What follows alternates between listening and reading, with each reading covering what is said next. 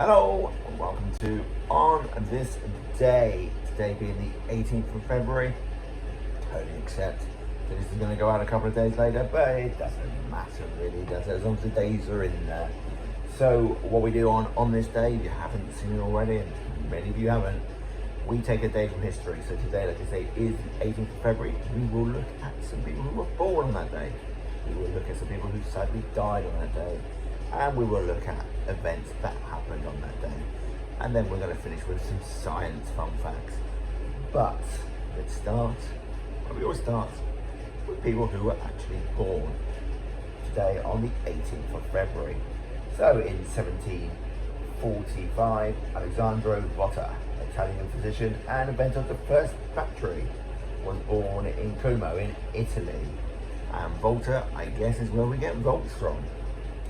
In 1954, John Travolta, the American actor, Welcome Back, Kota, Saturday Night Fever, Pulp Fiction, and singer from Greece, You're the One That I Want, was born in Inglewood, New Jersey. And in 1973, Claude Makélélé, French World Cup winning footballer, was born in Kinshasa, Democratic Republic of Congo, so clearly he was French. People who died on the 18th of February include in 1664, Michelangelo, author of the Teenage Mutant Ninja Turtles. Not that one. He was actually an Italian sculptor, painter, architect, and a poet of the High Renaissance. David Celine of the Sistine Chapel, amongst other things. He died at the age of 88. For someone who was born in the 1400s, is an incredible age to get, considering you had things like the bubonic plague going through Europe. Anyway, we move on. In 1902, Charles Louis Tiffany, American jeweler and founder of Tiffany's & Co., dies at the age of 90. Again, an incredible age of someone of that age, that era. And in 1993, Kerry Von Erich, an American professional wrestler, famous for wrestling in WCCW and USWA, and becoming a Texas Tornado when he came to WWE, was only 33, and he was born in 1960, where you normally find that people living in that time will live to the 88 or 90s, but no, as a professional wrestler, he died very young. Okay, then. What happened? Well, we got 12 facts of what happened today.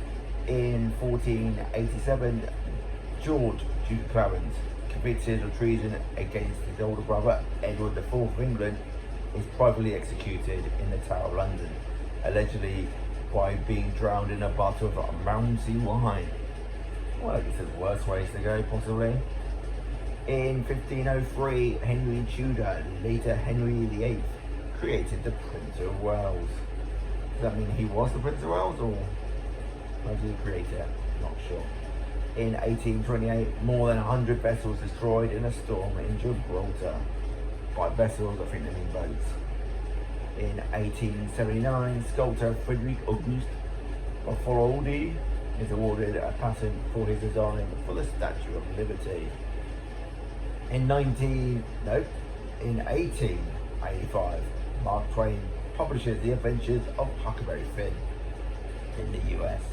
In 1901, Winston Churchill makes his maiden speech in the British House of Commons. I think he might have famously done a few more after that. In 1943, the first edition of the Dutch resistance paper, for possibly, was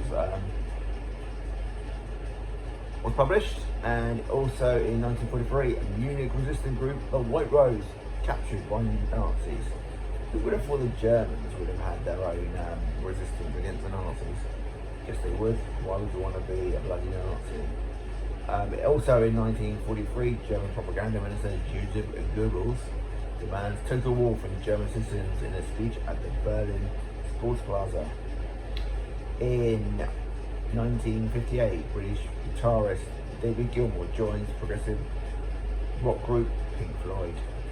In 2016, Pope Francis questions US presidential hopeful Donald Trump's Christianity over his call to build a wall in the Mexican border. And in 2021, NASA's Perseverance rover successfully lands at Jezreel, crater Mars, on a mission to find microfossils. Okay, so now we're going to move on to a fun fact. As I stated a couple of days ago, we are going to move away from fun facts soon, and we are going to go to Ask Google. So instead of me finding some facts on the internet randomly, I'll actually ask a few questions and we'll find a few answers. Probably going for about 5 to 10 minutes each day. It's a little bit different, done it before, not as part of On This Day, but on its standalone. I will make these videos so they are both standalone and they are part of this double header videos for the day. Sounds good to me. Anyway, fun fact then. A car tyre is one large molecule. The rubber that tyres are made of is a polymer. This is the name for the substance consisting of a chain that connecting the large micromolecules, the sulfur and the silicon acid in the tyre link the molecules of the polymer by little bridges. One large polymer module is formed and a raw rubber mixture turned into elastic and durable rubber. Money doesn't really smell. At any rate, metallic money doesn't.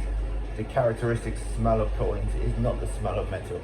It is produced by the volatile compounds which form from organic substances, for example, human sweat, and contact with the coin. The metal itself simply serves as a catalyst for this reaction. Now, who knew? A little bit on metals then. So, of all the metals, only gold, calcium, and copper do not have a silvery shine. Metals shine because they reflect light rays from their surface and do not let them through. Like glass, they do not absorb them like soot.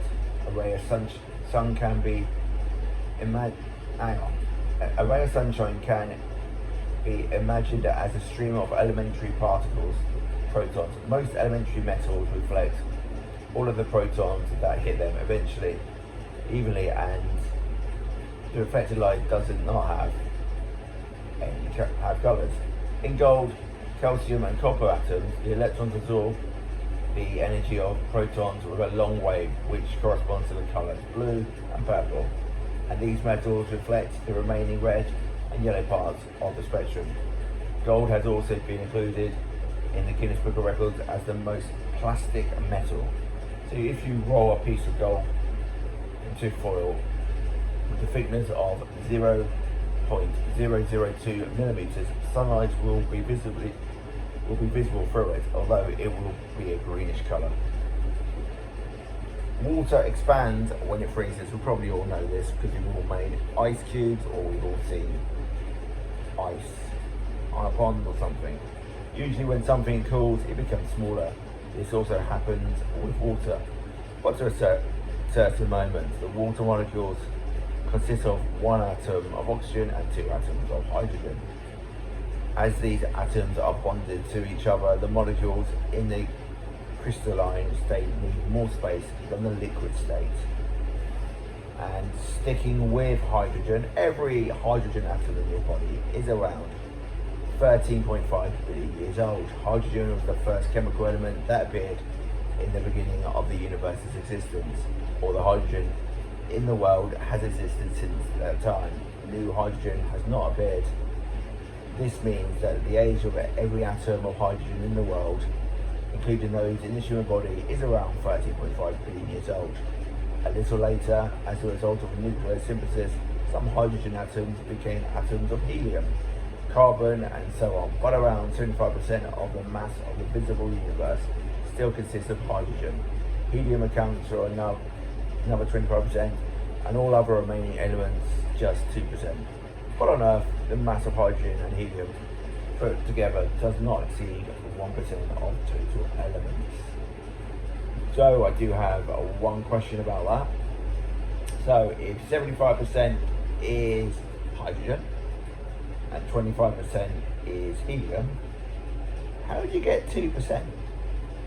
Because I'm not claiming to have a degree in maths. I'm not claiming to be a mathematician or a astrophysicists who can do incredible numbers. One thing I can do is I can add 75 to 25 to get 100, which gives me 100%, which is a round figure, which is the total figure. Where do you get another 2% from? That doesn't make sense. Where does an alcoholic solution go? If you mix a litre of water to a litre of ethanol alcohol, you get around 1.9 litres of solution. Don't worry, no one's spilling anything. The volume decreases because of the interpenetration of liquids. The alcohol molecules are larger than the water molecules, and the intermolecular space in the alcohol is also comparatively large. On mixing, some water molecules cosily arranges themselves among the alcohol molecules, and so the two liquids require a little less space, but the total weight remains the same as it did before mixing. And there you go.